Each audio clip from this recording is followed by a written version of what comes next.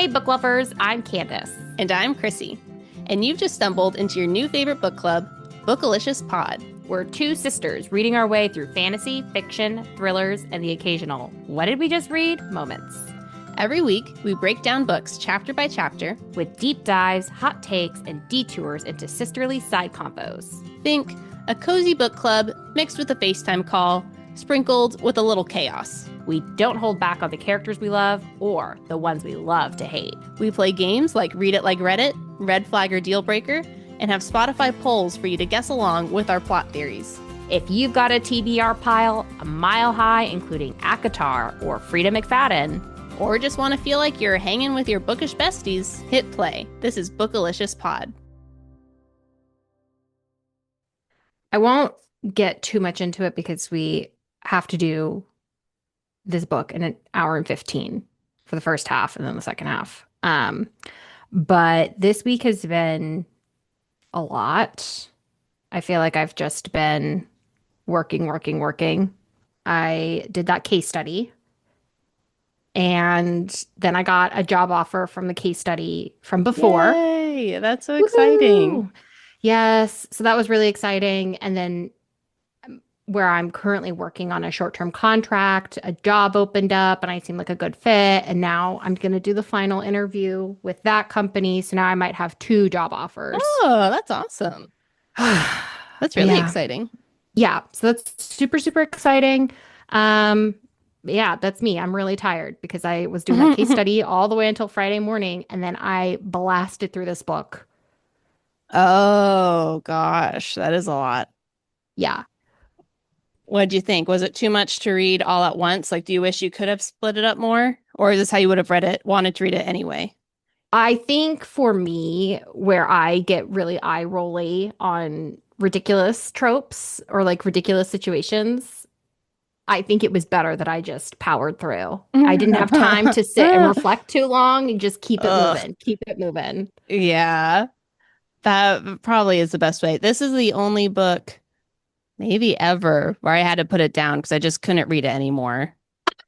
I was like, this is so uncomfortable. I've never had that experience, but I had it with this book. So we're going to rate the book at the end, but overall high level thoughts for the first half. What did you think? For the first half? Okay, yeah. So this first half is up until they go to the conference. It was, I mean, I enjoyed the characters. I think Olive is a lot of fun. I like Adam. Like I think the characters, those two characters are fine. Just everything is so unbelievable. Yes. And so outrageous where I was like, oh my gosh. And nothing makes sense. Where I'm like, how would Olive think this is a good idea? Why does Adam think this is a good idea? That's bizarre. Is Anne really gonna backstab her at the end? Because she seems like a terrible friend. So just nothing made sense. Okay, high level thoughts for me, very similar. I think probably for you it was even more bristling because you are a biology PhD student right now. I don't see any of this happening. But I mean, also I trust Ali Hazelwood, who I think knows the PhD world. She also got her PhD in science.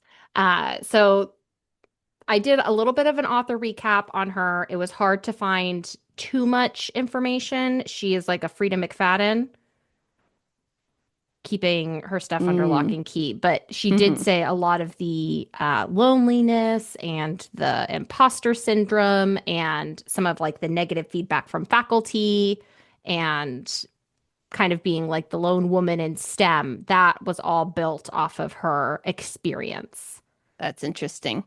Yeah. I mean, I will say one last thing to add too. I thought the science setting was fun.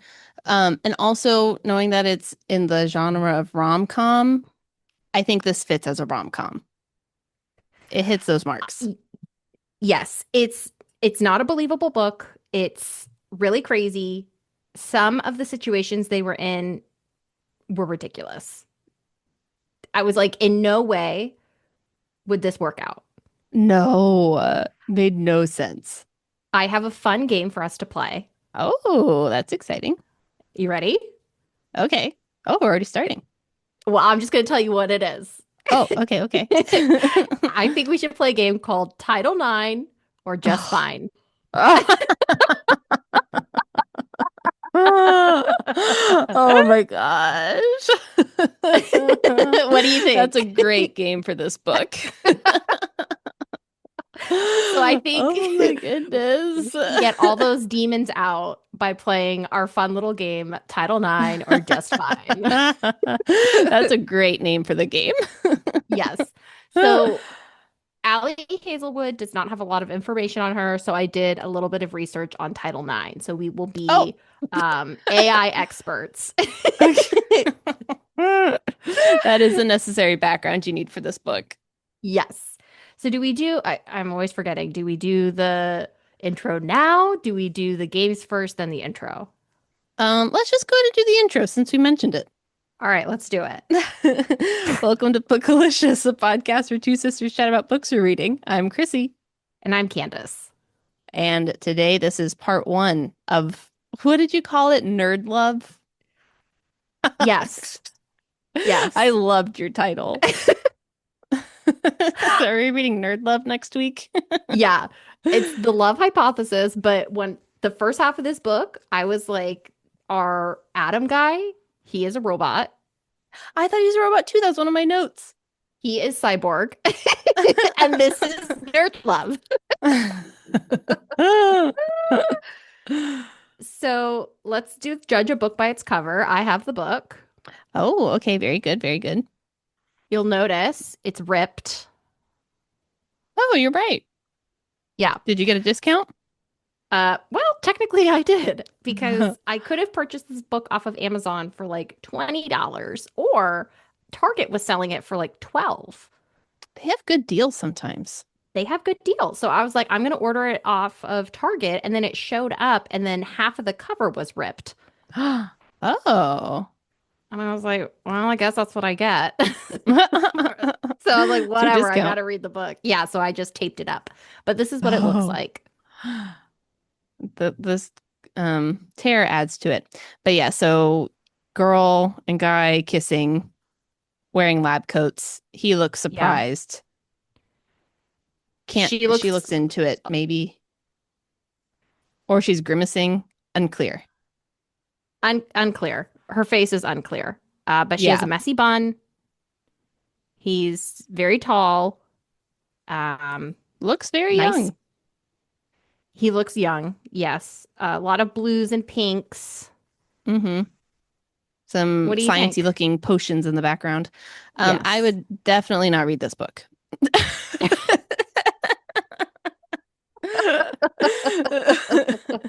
But for what it is, it really gets the message across. It convey you know exactly what you're getting with this Yep. book. No surprises. No surprises. Love hypothesis, clearly a rom-com. Seems like a little kitschy, a little on the nose, but I think it's cute. Yeah, I don't think it's a bad cover. This just isn't the book I typically read. Also, we have forgotten to mention why we chose this book, which I feel like we should mention now. Oh, I know. yes, we should. Okay, so one of our dear listeners, tier one fan, or at least Tier tier one. two. Tier one? Yeah, commenting Tier gets you to one. tier one. Tier one. Um, shoot, was it Jessica? I meant to look this up. Let's look it up. We want to Yeah, get we your need to name get her right. name right. How are people supposed to want to write in if we're not even saying the names right? Not even giving credit where credit is due I before we rip this know. book to shreds. Just kidding, Jessica. I know. We liked it. Yeah, I would read another reader suggestion. Okay. So I think this was Jess. Was it Jessica? That was the name that was in Yeah, my head. this was Jess. So Jess commented on uh, a perfect marriage, and Oh, okay. she is a fellow scientist who does bench work in lab, and she really enjoyed um, The Perfect Marriage, Brando Sando, and then she recommended that we do That's some Ali right. Hazelwood books. Yes. Okay. Yes. Yes. Yeah. Jess, sounds like you have great taste. And I was so excited to respond to Jess. I'm like, oh my gosh, I also do science things. This is so fun. Yes. So great connection. I do think it's like a fun perspective. You don't get this a lot. You don't get nerd Hmm. love super often. Yeah, Ali Hazelwood's making it mainstream. She Everyone's is, into nerd yeah. love now. Well, it makes a lot of sense because you know who reads a lot of books? Nerds. Nerds. You're right. Finally, a relatable protagonist. Honestly, I think that's probably why this book did so well. So many people were like, I feel seen. Yes, I've never before felt this way. There were some video game references towards like the second half of the book, and I was like, yes, girl. Oh, she's I hitting was like, I'm here for it. all of her groups. She knows her people. That's right. Hmm. Okay, but yeah, shout out to Jess. Thanks for the recommendation. We are glad you recommended it and glad we read it. Overall, I would say it was a fun read. And if you're into like the romance space, having like a really cute, predictable, but fun plot, great book for you to read. Hmm. There was a lot of times where I thought it was really funny. Very, Ali Hazelwood is very funny and she's in on the joke, and I really Hmm. appreciate that. I love that. I love, yeah, her writing style, her voice, hilarious. Like, I just want to be her friend. Yes, very cool person. Olive, kind of the worst. Olive's Hate the to say it. worst. Have you met I'm on?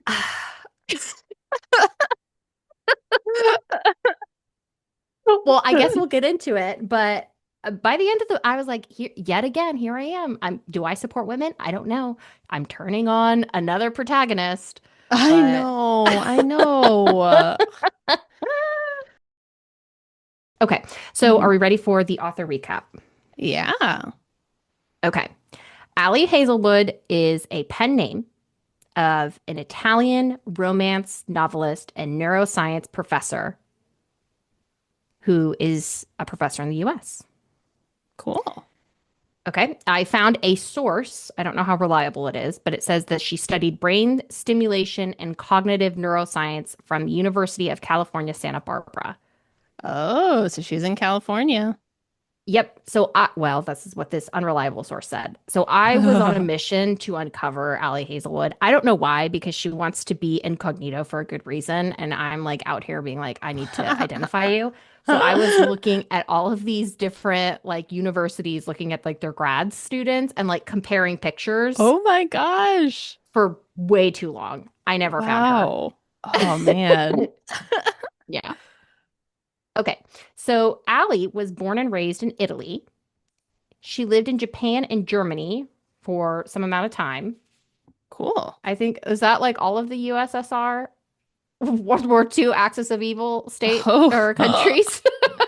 just doing the tour. Doing the tour, was that all of them? I don't know. I don't But know. she was getting dangerously close on that bingo card. Um, Oh my gosh. then Oh, she okay. moved. Oh, go for it. Uh, or a little off. Axis of evil refers to Iraq, Iran, and North Korea. What? No. More recently, the term has been revived and expanded to include Russia and China. Axis of Evil World War II. That's what you need to look up. Oh, Consisted of Germany, Italy, and Japan. oh. There Germany, might Italy. be a Oh, you're new. right then. You got it. You got it. Yeah, Ali doing the tour. Axis of Evil. Very Wow. cool. Okay. She left her Axis of Evil, moved to the US. The new Axis of Evil? We don't Oh know. To do her. no. I just kidding. Okay. To do her PhD in neuroscience. She said that she's always enjoyed reading and paranormal romance. And she started using writing as a creative outlet during her time in academia and trying to like find humor in some Hmm. disastrous events. She describes herself as shiny object syndrome. So whenever she's like writing a book and she comes up with a new plot idea, she's like, forget this book. I want to write the new book. Oh, interesting. Yeah. I think that probably drove her reason to leave academia in Oh, 2023 because she was saying she doesn't have like enough executive function to be able to do these two completely opposing careers at the same time. that would be really hard. That would be hard. Fair enough. You do you. Um, she, in one of her interviews, this person asked about book bans and what do you think? Because I think a lot of book bans are ones with romance, particularly ones with LGBT Oh. themes. And so that's one of the themes that she writes about a lot in her books. Mm-hmm. So she said it's very concerning. She feels that it's very arbitrary.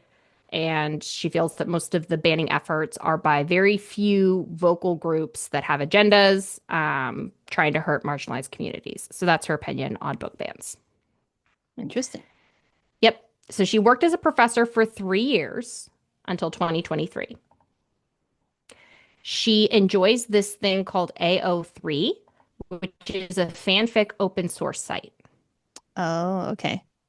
hmm That's going to come up again in a minute. She has three cats. I think I would really like Ali Hazelwood. She has three cats. Excellent. Wow. She enjoys crocheting and eating candy. Oh my gosh. Fabulous. What a combo. Yeah. And maybe you can add some color to this, but she has published 9 novels since 2021. That sounds like a ton. It does sound like a ton, but based on how she described getting your PhD is in biology, it sounds like this is just par for the course. What do you mean? Writing a lot? Just working nonstop. Oh, yeah. I mean, but she was since 2021, you said? hmm So, but she was working as a professor and writing. I don't know. That sounds like a lot. Until 2023. Yeah. Man, well, she must really love it. Yeah. So And she's I wonder just how much of Olive is like autobiographical because Olive is I working nonstop over there. I think a lot. That's what I'm saying. I think this girly, she's knitting and probably doing voice to text writing. I don't know how she could do both. Like It's the only option. Yeah. So her books, she's published 9 novels, full novels since 2021. The Love Hypothesis, Love on the Brain, Love Theoretically. Okay, you're seeing a trend. Trend deviates, Check and Mate, Oh Nerd yeah. Love, but probably about chess. I don't know. I think so. I saw that Yep. one.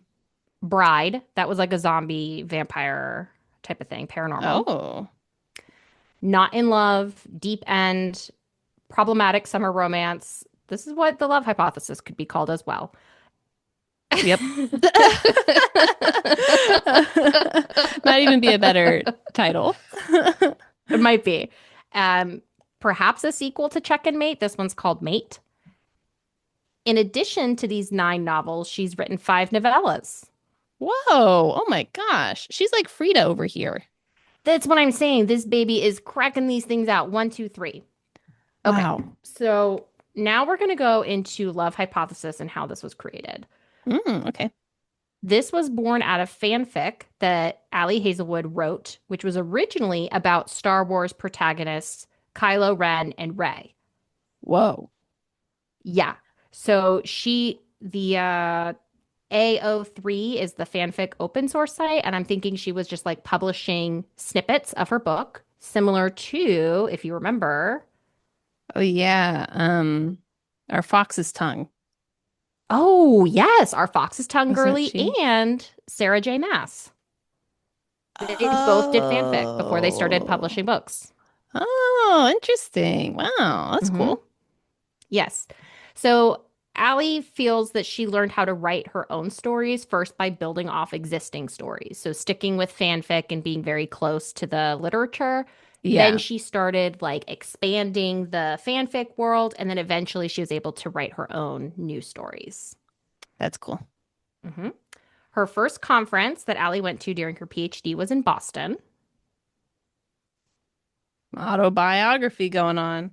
That's what I'm saying. I think there's a lot of inspiration here. So all of the fun parts of Olive, I think that's very much Ali Hazelwood. All of the infuriating parts, I think, are just the love tropes. Yeah.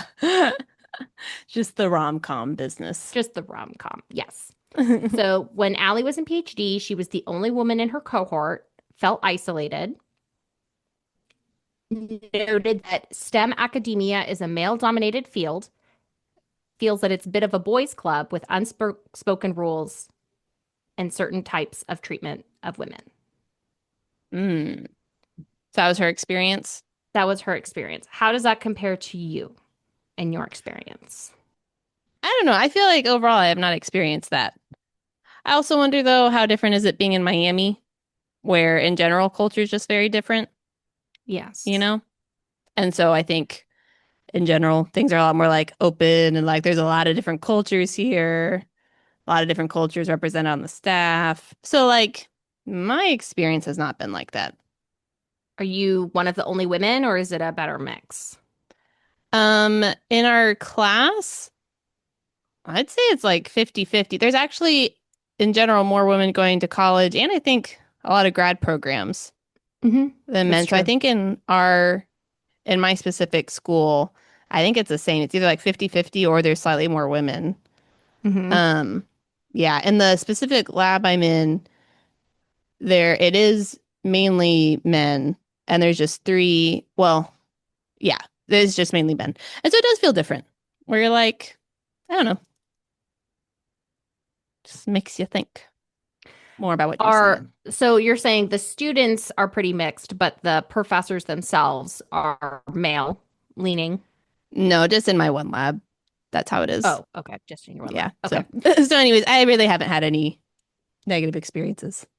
Yeah. So, Um, so I have my master's in economics and I did PhD for a little bit before I dropped out because of other things. I needed to make money. Um, hmm but my experience was very similar to you in the sense that there was a good mix of guys and girls in the cohort. When it came to the faculty, it was also a little bit of a mix, but I felt like the best, air quotes, the best academics in the department tended to be guys. Why was that? mm Who knows? But that's what hmm it was. Interesting. Hmm. Okay. Allie mentioned that she does not look at social media. So she's not on Good it at choice. all. Good choice. Yeah. So she does not know how the public receives her books. I'm sure she gets an idea based on how much money she gets, though. Yeah, it's the only her Chase bank account app is the only social media she needs. Yes. Okay. So I'm just going to kind of run through this really quick. I'm going to try as best I can. How About concerned are Title you IX. about time?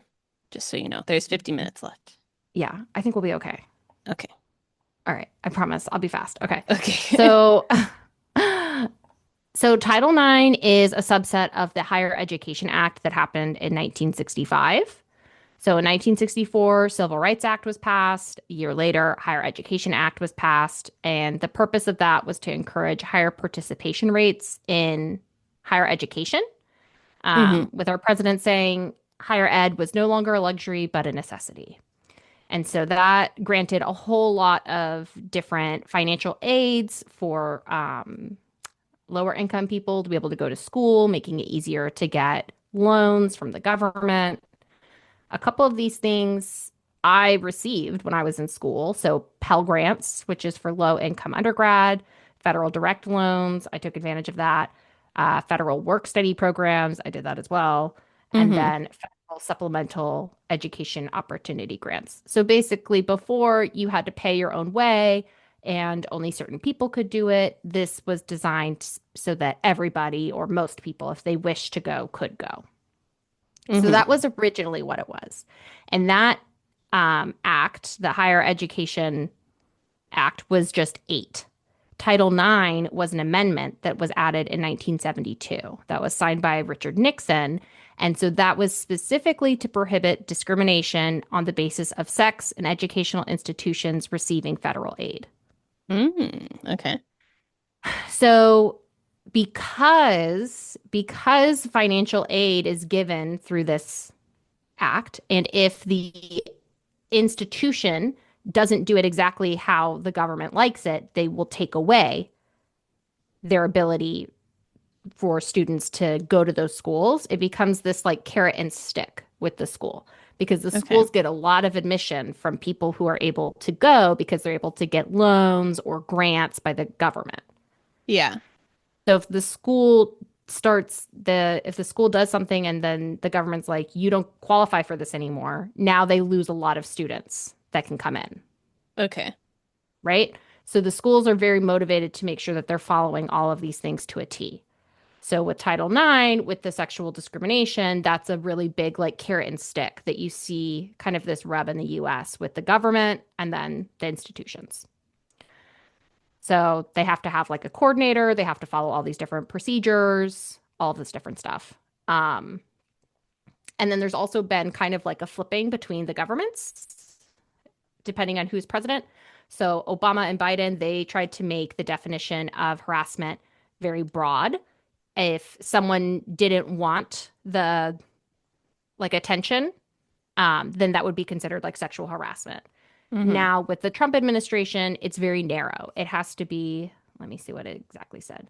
So the Obama era said unwelcome conduct of sexual nature. The Trump era is conduct that is so severe, pervasive, and objectively offensive that it denies a person equal access to education. Interesting. Those are very So those are different. two very, very different. Yeah. So before it used to be pretty easy. It was unwelcomed. I didn't like that. Now it has to be like really, really bad in order to qualify. Mm-hmm. And then there's also additional things that have happened that some people like, some people don't like in terms of how you can prosecute.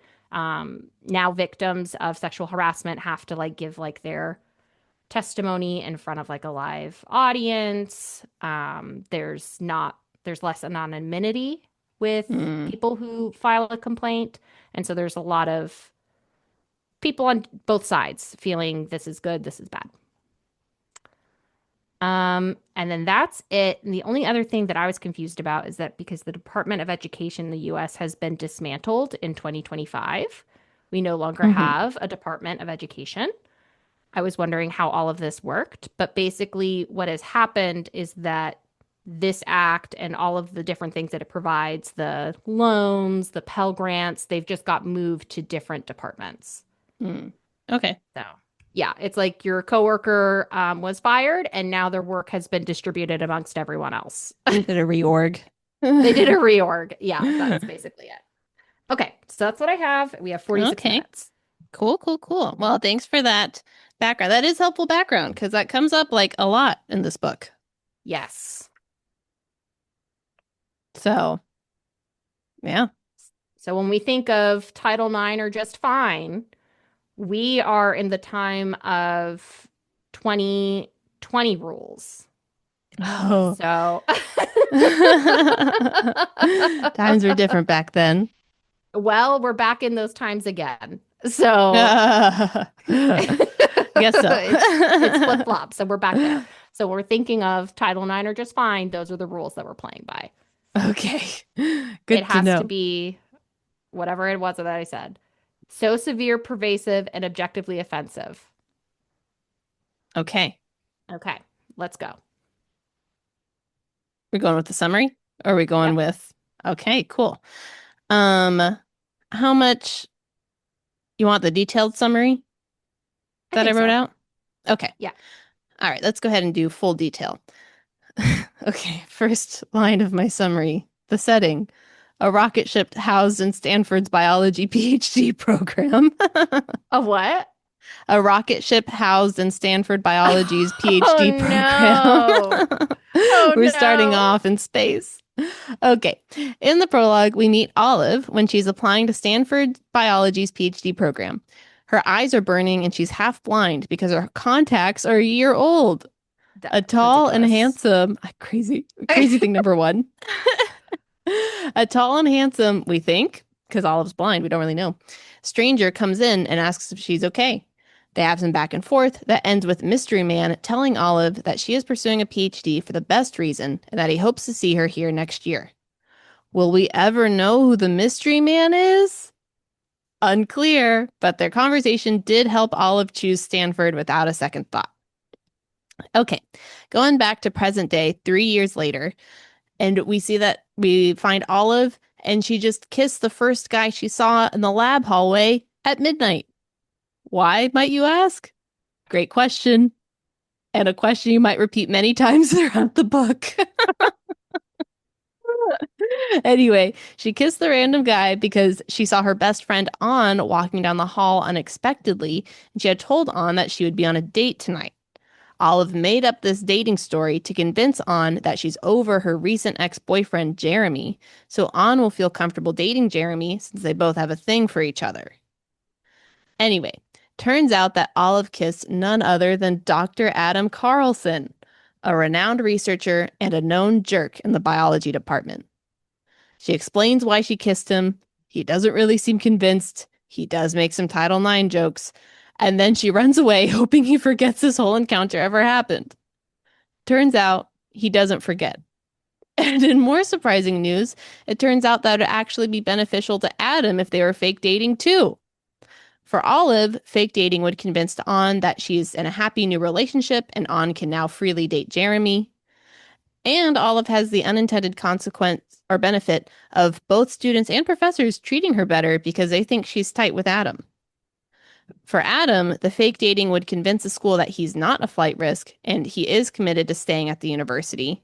Because currently, Adam is a hotshot researcher who's constantly getting recruited by other schools, so Stanford has frozen his funds as they figure out whether he's intent on staying there. So for him, dating a student who's going to graduate in a few years suggests enough stability that Stanford will unfreeze his funds. Okay. Olive and Adam agree to fake date until September 29th, which is about a month from now, so that An will be convinced and Adam will know whether his funds have been released.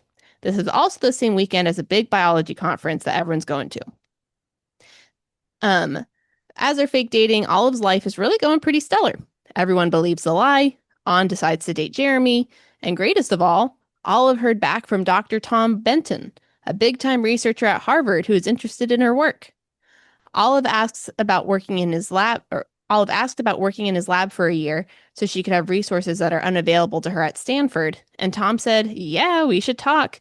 And actually, I'll be at Stanford in a few days to talk to my collaborator, so let's meet then.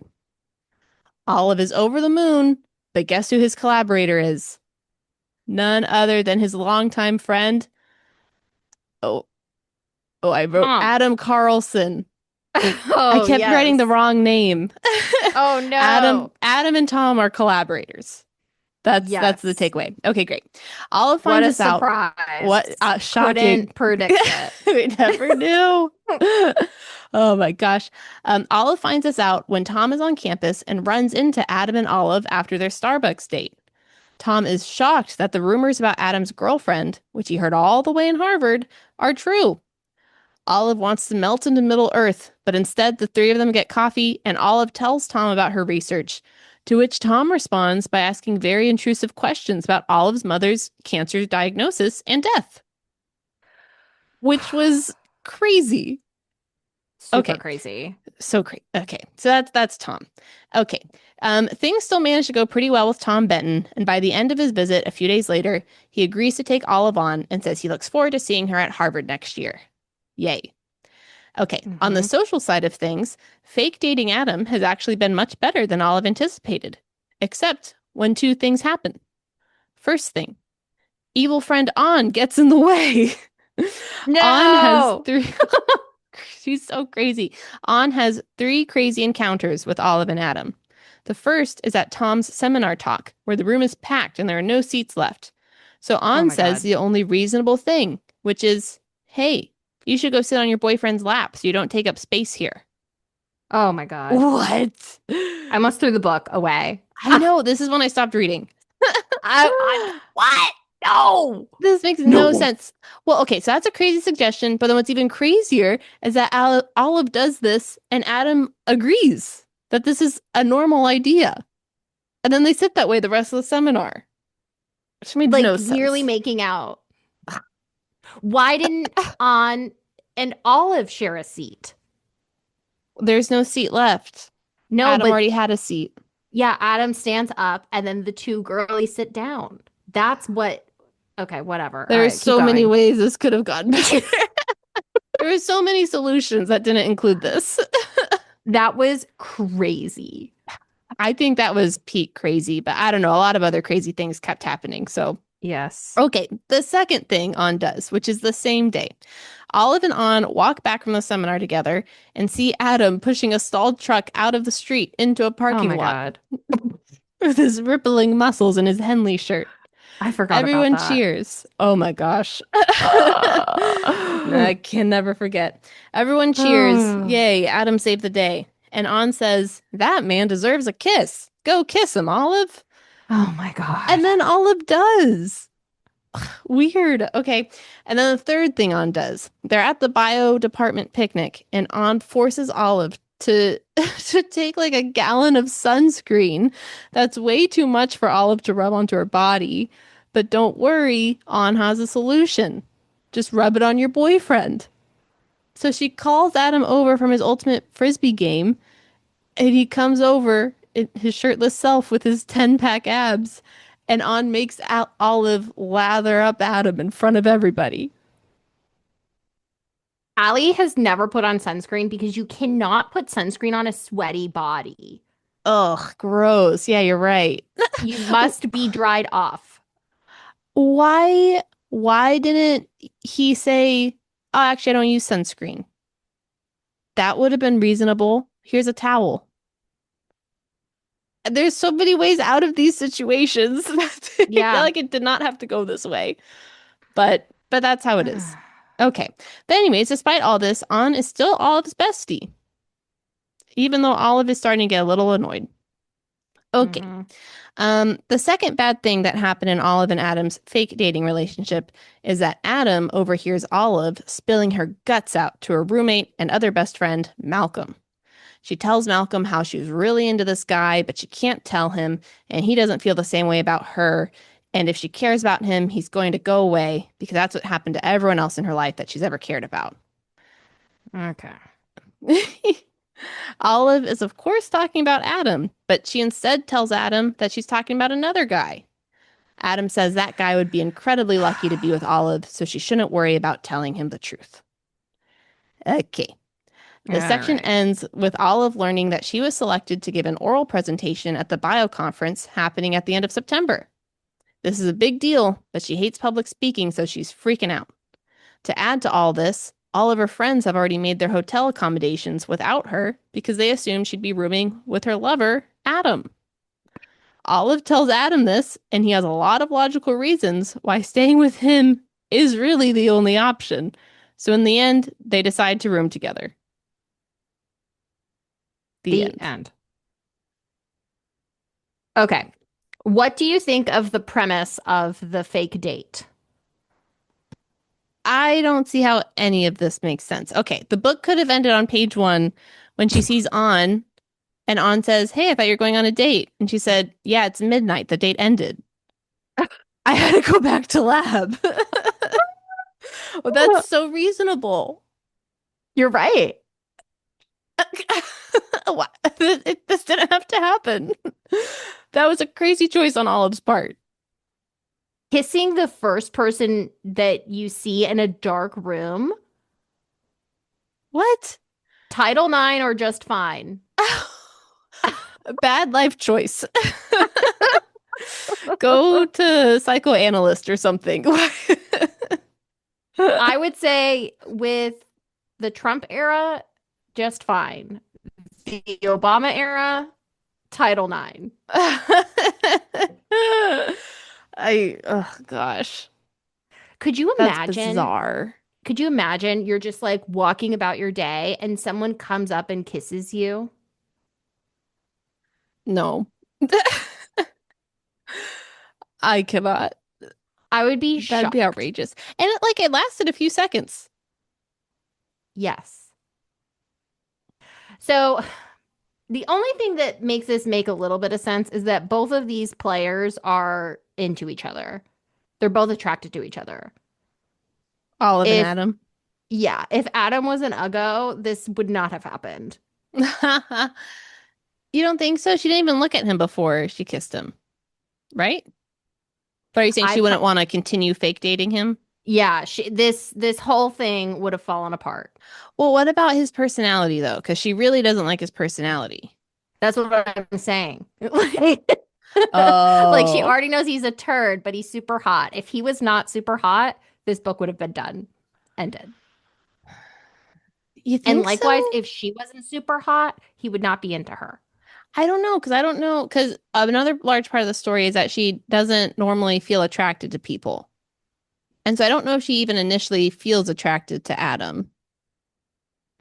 Like I feel like she is just so loyal to her friends. She's like, this is the only solution. I have to do it.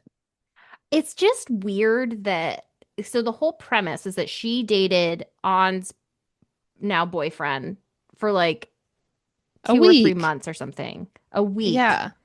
They It went was on a few nothing. dates. Yeah. And On was like, I'll never date him out of like respect. And so, not Hazel, what's her name? Olive. I know, Olive. I want to call Olive. her Hazel too. I know. This gave me a lot of the Fault in Fault in Our Our Stars? Stars. Oh my gosh, no, not at all. Nothing was the same.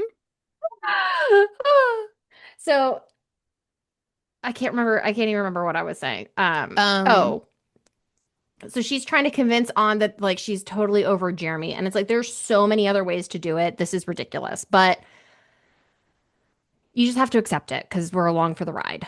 yeah. Yeah, this is the path she chose. Okay, that happened. What did you think about Adam also being okay with this and saying like, yeah, this is reasonable? Insanity would never happen. No, Never, that's crazy. never. That is so crazy. I Just don't being like like, this. just being like, oh, I'm dating a student now. I'll pretend to for a month. I'll That's pretend. fine. No repercussions. Absolutely not. Could What? you imagine one of your professors dating someone in your cohort? No. That would be crazy. I mean, like theoretically, I could see a dating relationship happening between a professor and a student, but it's like a big thing, I feel like. You're Yes, not just yes, gonna go into it willy-nilly. exactly. Like this would be like we've been together now for like a year and we're really serious about each other and now we're going to talk about it. Yeah, It's not like, oh, we want to go on one date, so I'm going to like notify the authorities. I know. That was crazy. And all the professors seem okay with it, which is the other weird thing. Where I was like, what? Yes, that I mean, everyone's just like, oh yeah, like that's okay, like haha. No what? ha-has, none. I know. Okay, I will say one thing though that did make it better where I was like, I still don't like the power dynamic or power difference between Adam and Olive. Like, I got a lot of issues with the professor student dating relationship in that way.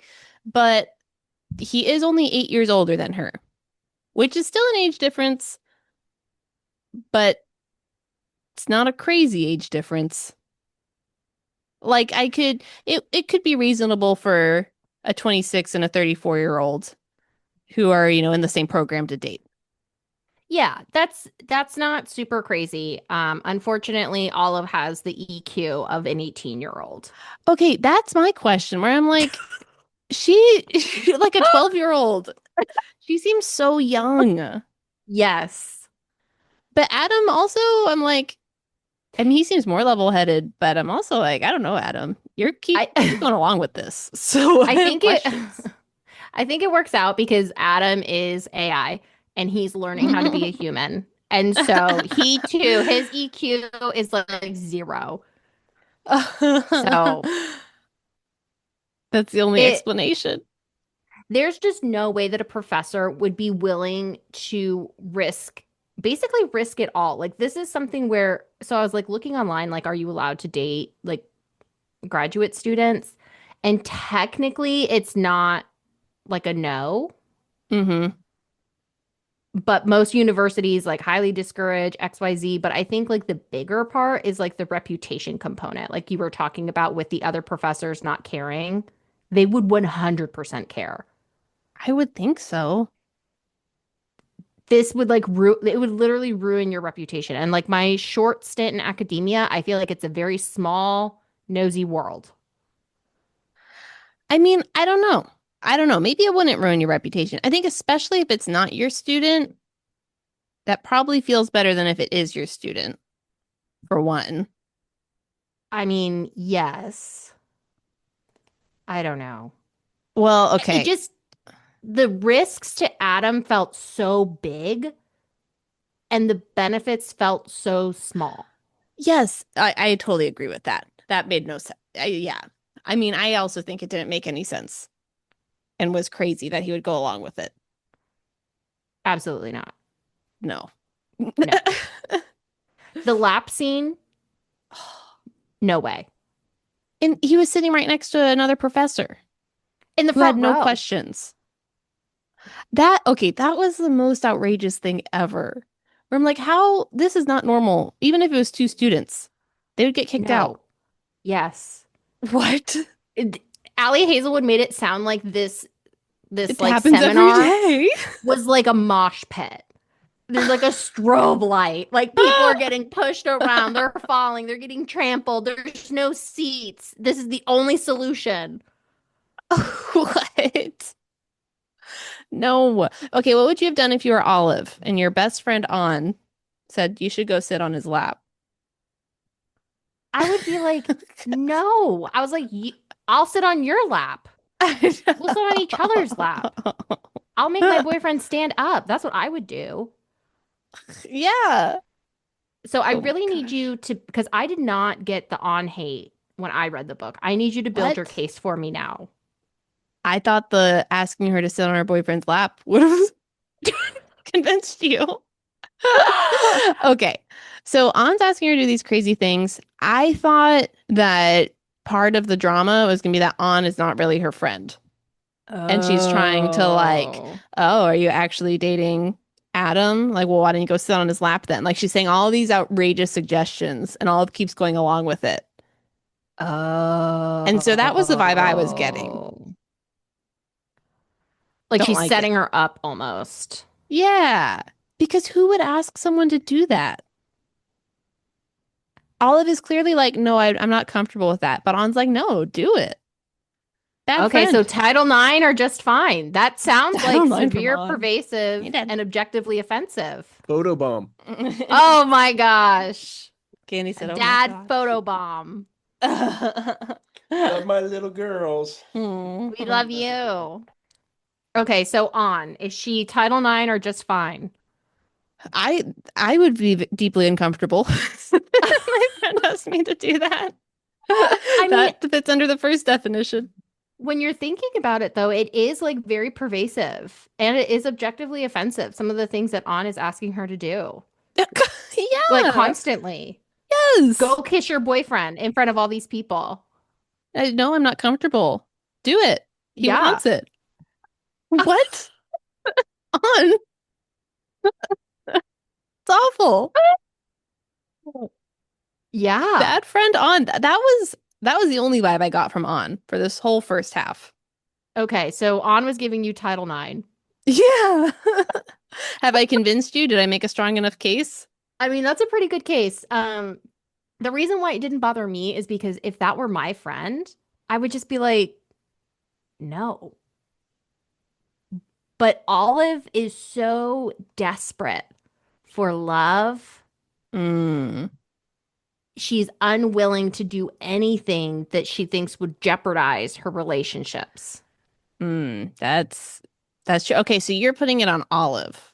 Olive was could have fixed the solution, could have fixed the problem, and she didn't. I mean, Olive created the problem.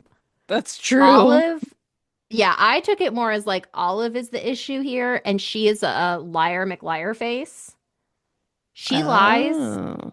throughout the entire book. She never stops. She lies to everyone. Oh, interesting. Okay, I thought Olive was just more of a little bit of like a pushover. She's not strong enough in herself to like stand up and just say like, no, On, I'm not going to do that. That's crazy. I had a little bit more Well, sympathy. I thought On was like kind of taking advantage of her. That's more of what I saw it. oh, if I had to put on my little Frida McFadden brain trauma hat, Oh, uh-huh, you know what I uh-huh. would say? If I Um, if I had okay, say it. I was gonna say if I had to guess, it's probably because I would be the pushy friend and you would be the Get friend walks who feels over. like it's the peer pressure. Yeah. Yeah, I could see that. Could explain it. So that's why I'm like with I think On, you I'm like, solved no it. problem, girl. Yeah, no, you're right. I think you're right. So you identify more with On in this situation. I Yes. identify more with Olive.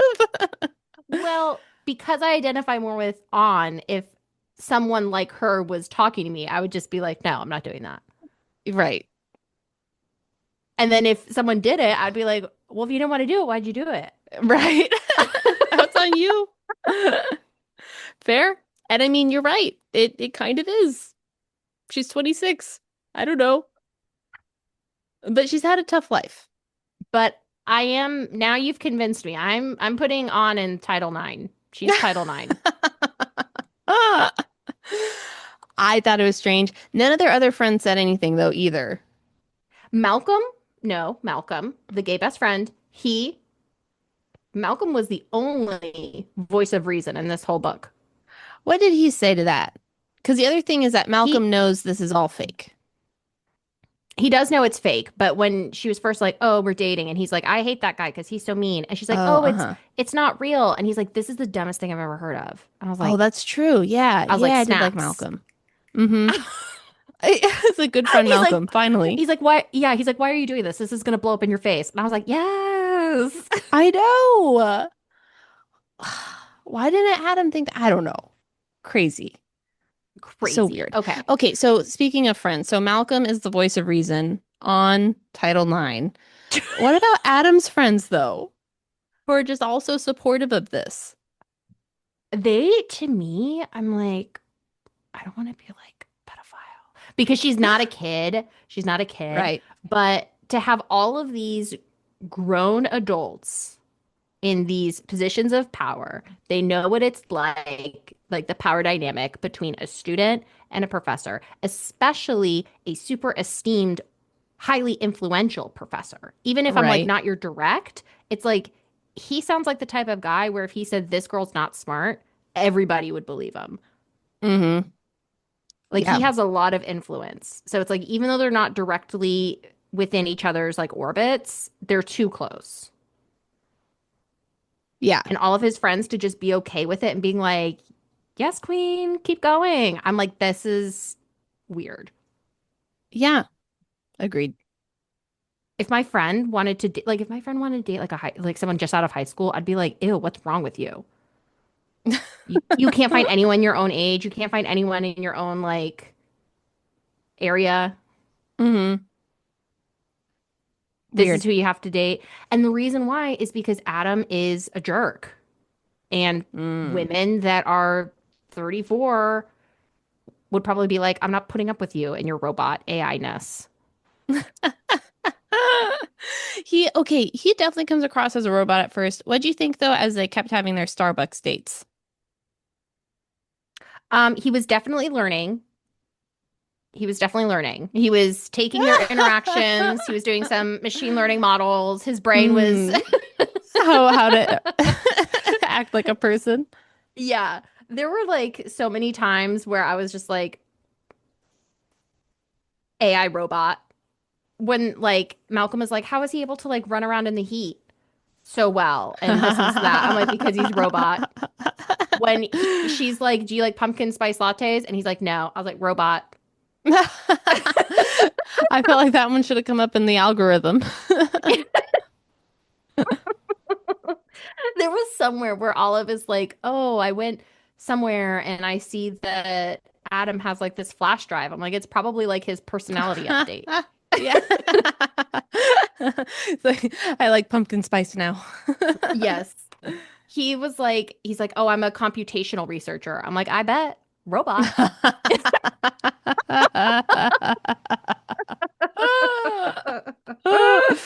Oh my gosh. I think you convinced me on robot theory. Yeah, Those are some good pieces of evidence. yes, there were so many instances where I'm like, he's 100% AI. And so by the end of it, he had learned enough through Olive's interactions. Okay. So, as by the end of the first section, how did you like the relationship? I It's like I liked the parts that Ali Hazelwood wanted me to like, but I could just never get away from the dark cloud of How this it is started? so well, just like this is so inappropriate. And I feel like Olive has severe daddy issues, Mm. and this is just a guy filling her daddy hole. Oh, her daddy void. Hmm. We'll cut that part out. Um, yeah, I agree. Or it's like by the end, I'm like, oh, they're back and forth. Like, okay, it's kind of cute, but the overall premise is still just so problematic. I couldn't get into it. Uh-uh. No, Yeah. I couldn't support it. Um, but I think part of the reasons why Olive is only attracted to this guy is because, yeah, he's emotionally unavailable and he's an older male in like an authoritative position. Perfect for Hmm. your daddy void. Oh, wow. So you're really doing some psychoanalysis here. Yeah, I think that is exactly why. That's why she doesn't like anyone her own age. She needs someone who's like emotionally unavailable. This is just her trauma. And that's why I couldn't get behind it. I was just like, you guys are not good for each other. Yeah, I don't know. Could be. Could be. Olive had a Did hard time imagining Adam with a mother. Again, AI. the motherboard. Yes. Hmm. Did Adam remind you of any other character we've read about? You know. Let's say it on three. One, two, three. Reese. Reese? Oh my gosh. Beat Yes. for beat. I agree. Okay, even down to the awful sitting on his lap thing. That's where I was like, he is Oh my Reese. gosh. Yes. Yes. Put her in Gossamer. Have her Yeah. dancing around, doing nerd dance. Nerd dance. Their mating dance. Yes. Um, red flag or deal breaker, they throw things at students. Did Adam do that? Yes. What did he throw? Let me get the whole line for you. I don't know why I wrote red flag or deal breaker on page 81. They throw things at students. Was that a text or something? Oh, okay. So Olive says when he's in his bad mood, she said, you could stay mad and we can go to your lab and throw. Oh, okay. She was saying they could throw test tubes full of toxic reagents. I thought he was throwing toxic reagents at his Oh, students. oh my gosh. No, Okay. Adam would never. Okay. Well, I guess that really colored me for a lot of that book, is because I thought he was throwing things at students in addition to Oh making them cry and no. making them feel really bad. Oh my gosh. No. Okay. Yeah. Okay, he does So I say he guess he didn't has do that. he doesn't do that. He does have harsh criticism, but he does say that he only criticizes their work and not the student. He could definitely say it better, it sounds like. What did you think about that? I thought, let's see. I think it's in this first section where I was like, or maybe it's in the second section. I'll need to. Um, No, he talks about it in this section. I had it okay, underlined no, but somewhere. one part where uh, okay, okay, let me try to find the line. But maybe it might be a little jumping in the second section. I'm not sure, but he talks about how he has like expectations for his students, like they're clear, so they know you know, what he's expecting of them.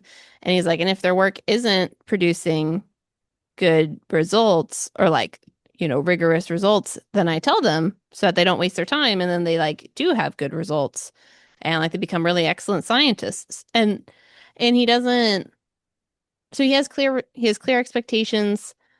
And then um he never criticizes the student.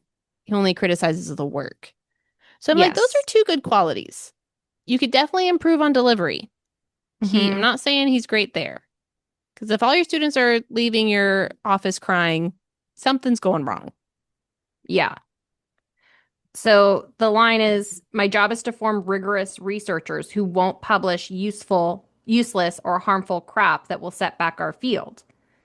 XYZ. And then he says, not everyone has what it takes to be a scientist, and those who don't should be weeded out. I mean, And that's a that's little on page harsh. 120. Yeah, I know because like him and Olive are texting back and forth about this, and then she ends it with like a FU line. Thought that was crazy. Okay, I wrote I would dump her. You're dumped. You're dumped. F me? Yeah, who cares? F me?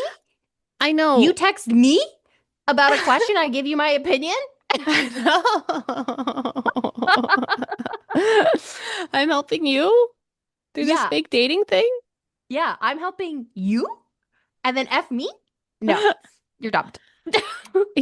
I know, but he knows she has the EQ of a 12-year-old. So he's like, okay, fine. But yeah, so he is definitely harsh. I think it could be worse though.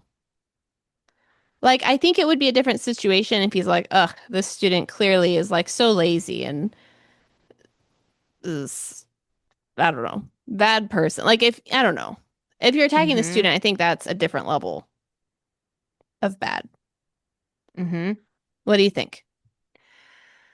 I was on Team Adam for this interaction because I get what he's saying where it's like it's gonna be tough out there and I can't just be coddling you and then you go out and you try to get published and you try to do things and it's not right. And it's Yeah, like if the work is not right, the work is not right. If it's not ready to be right. published, it's not ready to be published. Like, Yeah. sorry. He's got high expectations. He has high expectations. He wants you to do like good research. Mm-hmm. So in that sense, I am in full agreement. Right. It does sound like he's like unnecessarily like nasty because you find out somewhere in the second part that he says something to the effect of like, this is garbage work. You need to start over from the beginning. I'm like, okay, that's not really just like about the work. Does he say that? I feel like he does. When we get into part two, we can dig into it more. But Okay. I think he says something to the effect of like, I was like, wow, that would be really like if I heard that on something I've been Yeah, working really, really hard on, and then someone's just like, this is garbage. that would be tears. Yeah, like, okay, you didn't say I'm garbage, but same, It's same. implied. Yeah, it's kind of implied. Um, Mm-hmm. Okay. Yeah. One thing we haven't yet talked about is our friend Tom. What are your thoughts oh, about yeah, Tom? we need to talk about him. Ugh. Mm-hmm. So Tom shows up, talks to Olive. I still can't get over how he questioned Olive. He's like, "So how did you get interested in pancreatic cancer?" And she said, "Oh, well, actually, I have like family or something." He's like, "Which family?" And she's like, "My mom." And he's like, "What happened? Did she die?" And I'm like, "What?" This is insane questions asked. So it seems like everyone in this world has an EQ of a 12-year-old. Maybe that's why this all happens. Do you observe that in the field? I have not.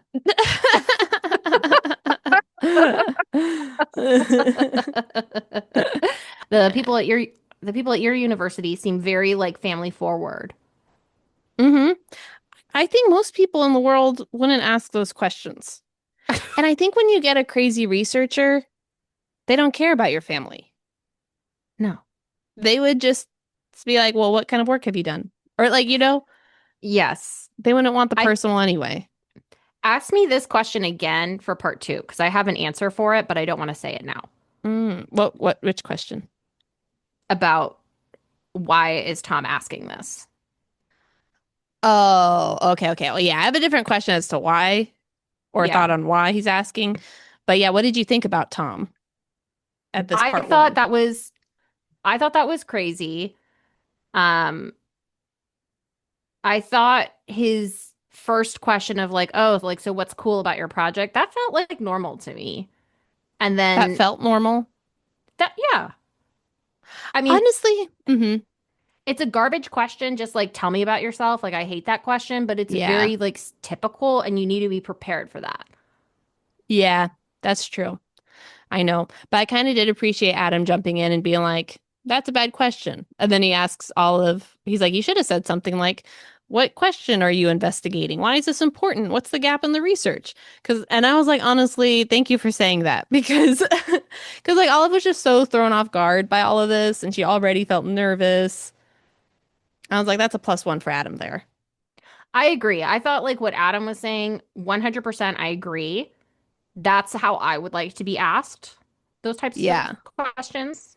That's how we should ask those types of questions. But also, the flip side is that people are not going to do that. So it's like you have Yeah. to be prepared. That's fair. Yeah. I didn't think that question was weird. I didn't Okay. think that question was weird. The follow-ups, I was like, this is so inappropriate. Why is Adam not intervening now? This is weird.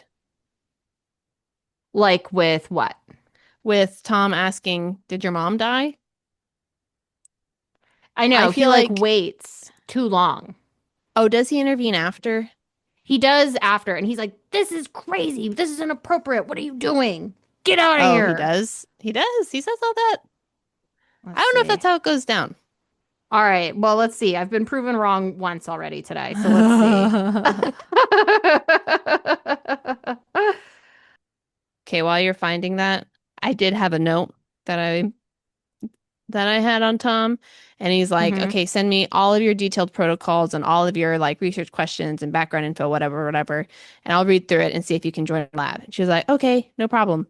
And Adam's there when he asks this, and Adam seems to think it's totally fine.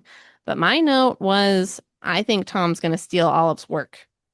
Why does he need the detailed protocols? Oh. I don't know. That seems like a lot. Like if she has a research plan, that seems like enough justification. I don't know. Just seemed like a flag to me. But Adam had no qualms. So, Well, you see, I didn't notice anything either, but as a fellow researcher, would you be like, ooh, well, I don't know. I mean, I've never been in this situation, so I have no idea. That seems weird though. Like, why would you need a step-by-step procedure? Like, yeah, if I already have a plan on like here's the techniques I would use to do this thing, then you already know, then that should be proof enough that like I know what I'm doing. right. That would be my thought. I don't know.